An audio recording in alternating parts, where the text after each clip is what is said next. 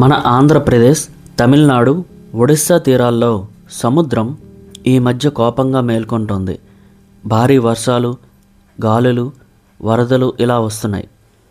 ఇవన్నీ మన గ్రామాలు, నగరాలు, ఇళ్లల్లో నీటిని చేరుస్తున్నాయి. ఇది మన ఇండియా చుట్టూ 2025లో జరుగుతున్న నిజమైన సంఘటనలు. మనం ఈరోజు మాట్లాడుకోబోయేది కూడా ఇటీవల వచ్చిన సైక్లోన్లు ఎందుకు ఎక్కువగా వస్తున్నాయి, డిట్వా, మొంతా, సెన్యార్ లాంటివి.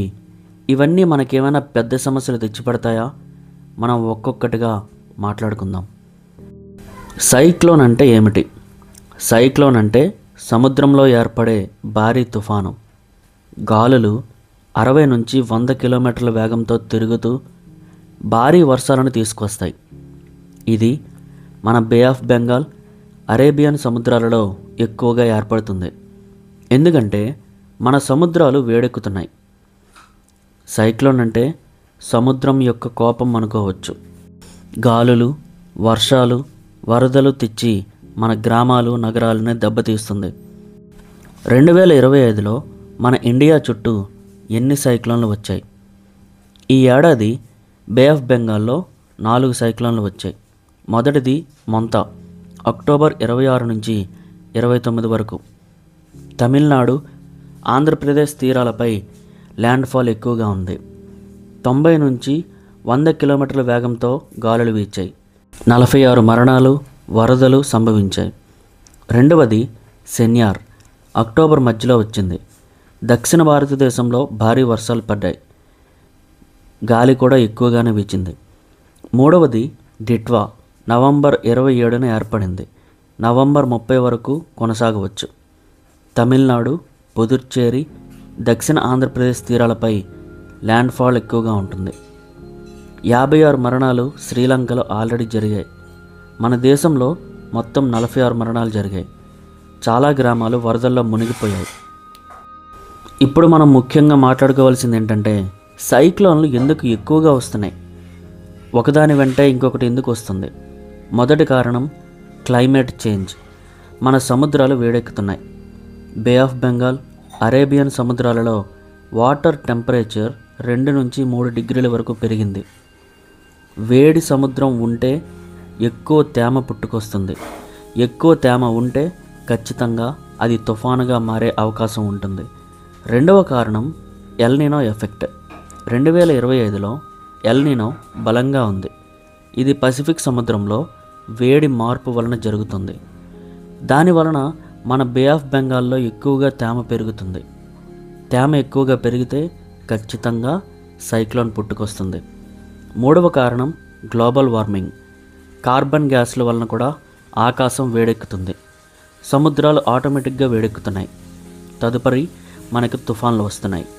2025లో ఇండియా చుట్టూ 4 సైక్లోన్లు గత 10 సంవత్సరాలలో కంటే ఎక్కువగా ఒకే సంవత్సరంలో రావడం జరిగింది. ఇప్పుడు మనకు ఉన్న పెద్ద ప్రశ్న ఏంటంటే, ఇలా ఒకటి తర్వాత ఒకటి వచ్చే ఈ తుఫాన్లు దేనికి సంకేతం? భవిష్యత్తులో మనకి ఏదైనా పెద్ద సమస్యను తీసుకొచ్చే అవకాశం ఉందా అంటే అవుననే చెప్పాలి. మొదటి సమస్య ఏంటంటే, ఎక్కువ తుఫాన్ల కారణంగా ఎక్కువ మరణాలు సంభవించే అవకాశం ఉంటుంది. 2025లో మొంతా, సెన్యార్, డిట్వాల వలన 100కు పైగా మరణాలు జరిగాయి. వరదలు, గాలులు వలన ఇల్లులు కూలిపోయాయి. రెండవ సమస్య ఏంటంటే ఆర్థిక నష్టం. ఒక సైక్లోన్ వలన 10,000 కోట్ల వరకు నష్టం జరుగుతుంది. వ్యవసాయం, మత్స్యకారులకు, ట్రాన్స్పోర్ట్లకు దెబ్బతింటుంది. మూడవ సమస్య వరదలు, వలసలు. లక్షలాది మంది ఇళ్లను వదిలిపెట్టి వేరే ప్రదేశాలకు వెళ్ళిపోవలసి వస్తుంది. ఆహారం, నీరు కొరత ఇలా ఎక్కువగా వస్తుంది. నాలుగవ సమస్య క్లైమేట్ మార్పు. సముద్రాలు ఎక్కువ వేడెక్కితే భవిష్యత్తులో మరిన్ని తుఫానులు మనం ఎదుర్కోవాల్సి వస్తుంది. 2050 నాటికి సముద్ర మట్టం పెరిగి మన తీరాలు మునిగిపోతాయని శాస్త్రవేత్తలు చెప్తున్నారు. తుఫాన్లు వచ్చినప్పుడు మనం ఎలాంటి జాగ్రత్తలు తీసుకోవాలి? ఎప్పటికప్పుడు వాతావరణ శాఖ నుంచి వచ్చే అప్డేట్స్ని ఫాలో అవుతూ ఉండాలి. రెండవది, వర్షాలు వస్తే ఇంట్లోనే ఉండాలి. బయట తిరగడం ఇట్లాంటివి చేయకూడదు. రెండవ చర్య, సేఫ్టీ కిట్లను రెడీగా ఉంచుకోవాలి.